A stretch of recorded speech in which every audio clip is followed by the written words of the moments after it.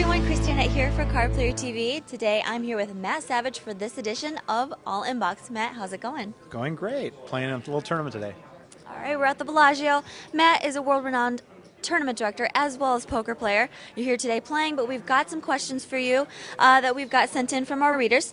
Damon asks, I want to know what goes into running tournaments. You know, when you are called in to be a tournament director, what kinds of things do you have to do to prepare?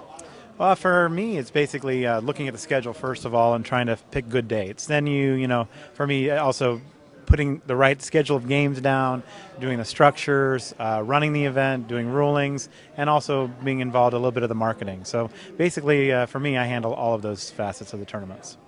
Damon also asks, how patient do you have to be with some of the egos that exist in poker?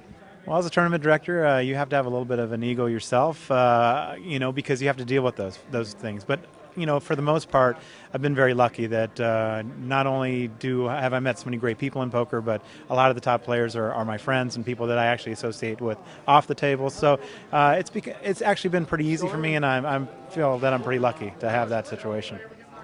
Our next question, Derek writes, what's been the most difficult decision or scenario that you have encountered as a tournament director in an event?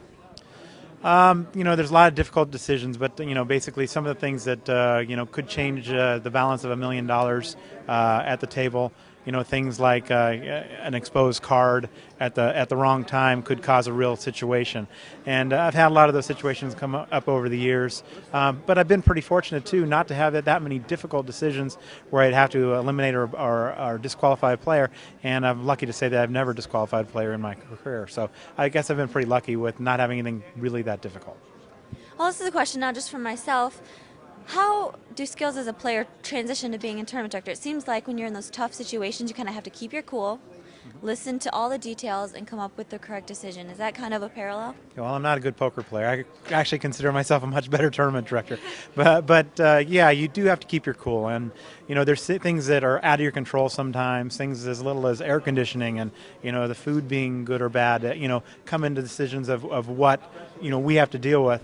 And you got to keep your cool. Go to the table, take all the facts of the decisions into to making your process and basically make sure that everything goes smoothly and walk away from the table and leave everybody happy. So yeah, that's a big part of it. Keeping your cool, I really think is a big part of the job.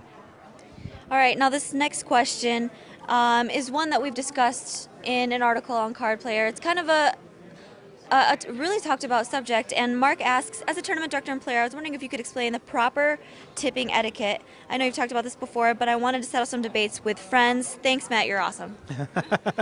Well, basically, for me, the tournaments that have bigger buy-ins, most of them hold out 3%. I think that as a staff member and an employee, we basically feel that 3% is being taken out. It's enough, but obviously, we'd like to see some people leave some more. It's not mandatory, but we have people that leave an extra 1 or 2%. We feel that's very generous, and it's also very appreciated. In smaller tournaments, though, when you take out 3%, it's not enough. So, a lot of times in those smaller buy-in tournaments, you really need people to leave more money. And again, it's something that I've never been very good at is hustling for tips, and it's part of the job that we have to do because the dealers and the staff really count on us to make those things happen. And I think that players have been very generous over the years, and I hope it continues. What's next for you, Matt? Next for me is the LA Poker Classic in late January 21st through the March 4th. That's a big series, 43 days, 50 events, $25,000 high roller, 3 $10,000 events, and the opening event is what we're really looking forward to. It's a $335 buy-in, $1 million guarantee, first time in history of live tournament poker, so it's going to be exciting. Wow, that's exciting.